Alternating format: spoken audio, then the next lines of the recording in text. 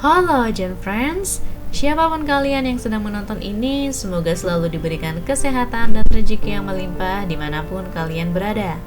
The Golden Spoon, drama yang diadaptasi dari webtoon dengan judul yang sama ini mengisahkan pertukaran nasib melalui sebuah sendok emas.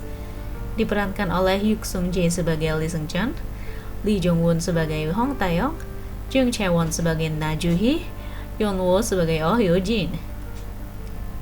Episode 1. Drama ini mengisahkan tentang kehidupan di dunia ini yang tidak adil, benteng yang sangat tinggi antara kaum atas dan kaum bawah.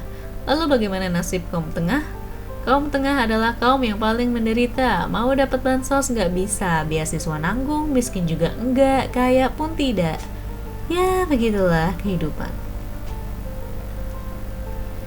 Pada adegan awal memperlihatkan sekolah yang berisi anak-anak dari kaum konglomerat dan orang-orang kaya dengan level mereka masing-masing. Korea dengan negara yang berhierarki dengan mereka yang terlahir dari keluarga kaya. Seoul High School memiliki Park Jang-gun, putra kepala staf angkatan darat, kekayaan bersih 200 miliar won. Oh Hyun Jin dari konstruksi Oh, kekayaan bersih 300 miliar won. Kwon Min Ho, putra direktur rumah sakit Sung Bin, kekayaan bersih 100 miliar won. Jung Hyun Soo, putra partner senior firma hukum Jong and Kim, kekayaan bersih 100 miliar won. Lalu yang paling kaya di antara terkaya adalah Hwang Taeyong, putra Presiden Hwang Hyun-do dari grup Dosin, perusahaan terbesar kedua di Korea dengan nilai pasar 300 triliun won. Saat pulang sekolah, terlihat Hwang Taeyong dijemput oleh mobil mewah bak pangeran. Lee Seung Cheon dan kawan-kawan hanya bisa melihat dari kejauhan betapa bersinarnya Taeyong. Adegan beralih pada Lee Seung Cheon yang sedang mengendarai sepeda motor. Ia bersekolah sambil bekerja, menjadi kurir makanan dan pramuniaga. Ia mengantarkan makanannya pada sekolah lain atau mungkin ini tempat les, dan terdapat soal-soal ujian untuk masuk universitas, dan ia mengambilnya untuk dipelajari masuk Seoul National University. Seung Cheon juga sepertinya tertarik dengan finansial dan saham. Selagi senggang menjaga toko, ia membuka indeks saham melalui ponselnya dan tentunya ia juga belajar untuk masuk ujian universitas. Park Jin-seok, teman dekat Seung Cheon, ingin membeli sebungkus rokok dan tidak mengizinkannya karena dia di bawah umur. Jin-seok memamerkan sepatu mahalnya dan Seung Cheon ingin mencobanya, akan tetapi tidak diizinkan oleh Jin-seok yang meledeknya lalu pergi dengan ekspresi sedih sambil melihat ke arah Seung Cheon. Jin-seok mengirimkan pesan ke Seung Cheon dengan pesan berisi, "Seung Cheon, terima kasih atas semuanya," sambil menangis karena kedua orang tuanya bunuh diri dan meninggalkan hutang padanya. Jin-seok pun ikut bunuh diri menyusul kedua orang tuanya. Seung Cheon bergegas menuju rumah Jin-seok dan di sepanjang perjalanan terlihat spanduk bertuliskan untuk grup Dosin, kematian akibat pembongkaran paksa. Penolakan pembangunan ulang. Sepertinya grup Dosin akan melakukan pembangunan paksa di wilayah itu. Seung Cheon sangat sedih karena melihat teman dekatnya untuk terakhir kalinya dalam keadaan tidak bernyawa. Ia pun mengingat kenangannya bersama dengan Jin-seok. Presiden Hwang mengunjungi pemakaman Jin-seok dan keluarga. Para wartawan pun berdatangan karena kematian bunuh diri Jin-seok yang kebetulan teman sekelas Hwang Taeyong berhubungan dengan proyek pembangunan grup Dosin. Adegan beralih pada Seung Cheon yang dirundung oleh Park Jang-gun dan kawan-kawan. Lalu Taeyong datang menghampirinya dengan memanggil Lee Seung Cheon dengan Kim. Sepertinya Hwang Taeyong punya masalah dengan memori. Ia tidak bisa mengingat nama marga teman-temannya ataupun keluarganya. Karena Hwang Taeyong, Seung Cheon bebas dari perundungan Park Jang-gun. Presiden Hwang memantau dari dalam mobil ke arah Lee Seung Cheon sambil tersenyum sinis. Ia berbicara pada anaknya, "Apa mengerti arti teman?" dan bertanya pada Taeyong, apakah Seung Cheon juga temannya? Ayahnya mengatakan teman menghabiskan waktu bersama sedangkan waktu bagi Presiden Hwang sangat penting dan tidak ada waktu bersama teman. Scene beralih pada wanita cantik bernama Na Joo Hee. Ia sedang dilatih oleh Seung Cheon sebagai pramuniaga di minimarket tempatnya bekerja. Diduga Joo Hee kabur dari rumah dan mencoba bekerja di minimarket. Joo Hee bertanya pada Seung Cheon kenapa wajahnya terluka, akan tetapi Seung Cheon menanggapinya dengan dingin. Jika dilihat, sepertinya Na Joo Hee ini tertarik dengan Lee Seung Cheon. Penagih utang datang ke keluarga Seung Cheon. Ayahnya bersembunyi, tetapi Seung Cheon justru memberitahu di mana ayahnya berada. Karakter Sung Chon sepertinya agak ketus dan dingin pada keluarganya, terutama ayahnya. Ia berdebat dengan adiknya mengenai uang yang ia peroleh dari hasil kerja kerasnya dan dianggap tidak mau membantu keluarga. Sung Chon marah karena itu uang hasil kerja kerasnya tidak akan cukup untuk membantu membayar hutang keluarga. Hwang Taeyong justru asik membaca webtoon buatan ayah Sung Chon hingga tertawa. Sepertinya ia lebih tertarik dengan seni hingga asistennya panik karena Taeyong belum sempat membaca dan membuat laporan McKinsey, perusahaan konsultan manajemen dunia dan pangsa pasar global. Sepertinya Hwang Taeyong stres menghadapi bapaknya hingga ia harus minum obat. Bola kristal menggelinding ke arah Sung Chon dan terlihat wanita parubaya yang menjual barang antik dan memperkenalkannya sendok emas yang dapat merubah nasib seseorang menjadi kaya. Wanita itu menjelaskan ia bisa menjadi kaya jika bersedia menukar kedua orang tuanya, pergi makan ke tempat orang yang berusia sama dengannya dan yang lebih kaya darinya dan makan menggunakan sendok emas itu sebanyak 3 kali dan nantinya hidupnya akan tertukar dengannya. Seperti bertukar orang tua. Bertukar 1 bulan, lalu 1 tahun, 10 tahun, hingga seterusnya. Sung Chon terbujuk dan membeli sendok itu seharga 30.000 won. Di sisi lain diperlihatkan ibu tiri Taeyong sedang memainkan piano. Ia seorang pianis terkenal bernama So Yong Shin. Taeyong sepertinya tidak akrab dan dingin kepada ibu tirinya.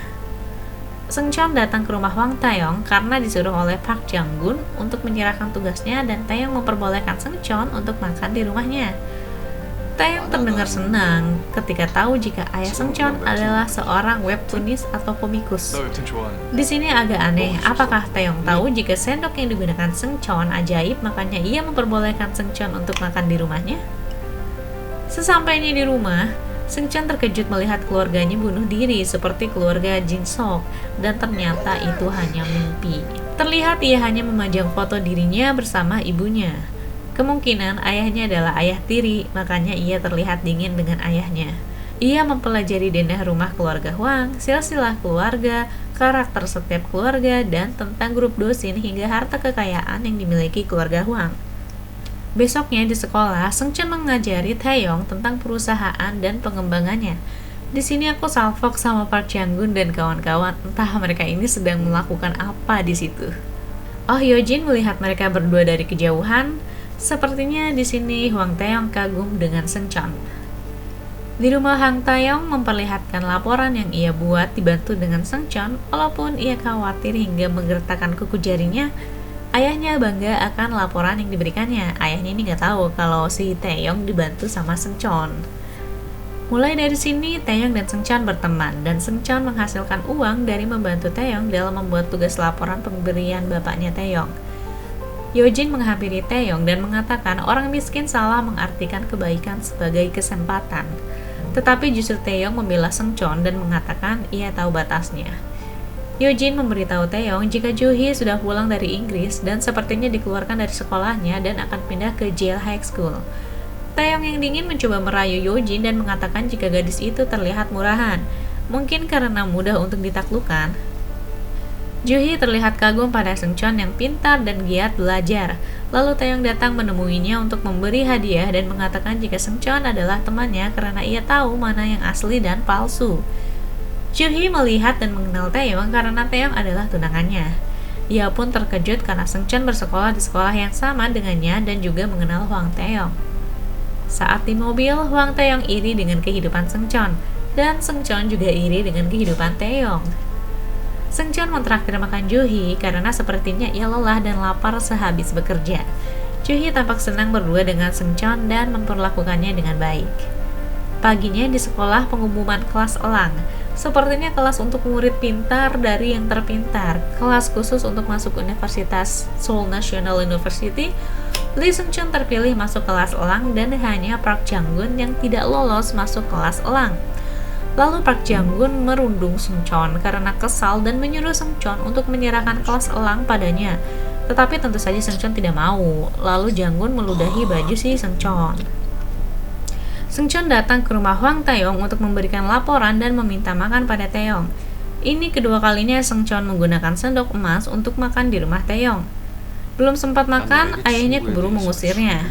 Tetapi Seungcheon kembali lagi karena tidak ingin melewatkan kesempatan, ia tetap makan makanannya dan kepergok oleh orang tua Taeyong. Lalu ia pergi, dan ibu Taeyong dengan jijik mengambil dan memberikan sendok emas milik Seungcheon yang ketinggalan. Karena kesal, Seungcheon membuang sendok itu. Di sisi lain, Hwang Taeyong ketahuan ayahnya jika bukan dia yang mengerjakan laporan, melainkan Seungcheon. Flashback masa lalu dari Taeyong. Dan ayahnya menyuruh Taeyong menyelesaikan Seungcheon dengan sendirinya, jika tidak, ia akan mengirimkan Taeyong kembali lagi ke Amerika. Besoknya di sekolah, kehadiran murid baru bernama Na Joo-hee, putri presiden UBS TV. Yojin menghampiri Joo-hee. Ternyata mereka sudah saling kenal sedari SMP. Joo-hee bertanya di mana Lee Seungcheon, dan Yojin mengatakan bahwa sepertinya anak itu terkena masalah besar. Seungcheon dituduh memeras Hwang Taeyong atas sejumlah uang yang diberikan Taeyong dalam mengerjakan tugas dan laporannya. Taeyong terpaksa harus memfitnah Seungcheon karena ayahnya menyuruhnya untuk menyingkirkan Seungcheon. Komite sekolah mengeluarkan Seungcheon dari sekolah. Lalu ayahnya Seungcheon memohon agar anaknya tidak dikeluarkan dari sekolah di depan teman-temannya Seungcheon. Joo-hee pun sedih melihat keadaan Seungcheon. Seungcheon bertemu dengan Taeyong di malam hari hujan dan berdebat. Sepertinya Taeyong terpaksa berkata kasar dan hina pada Seungcheon karena ia takut pada bapaknya. Seungcheon merekam semua perkataan Taeyong dan akan memberikan pada komite sekolah. Akhirnya mereka berkelahi dan Seungcheon hampir tercebur ke sungai dan tangannya keburu diraih oleh Taeyong. Akan tetapi Taeyong tidak kuat menahannya dan Seungcheon pun tercebur ke sungai. Lalu di dalam air ia teringat akan sendok emas. Di dalam air ia meraih sendok emas yang sempat ia buang ke tempat sampah.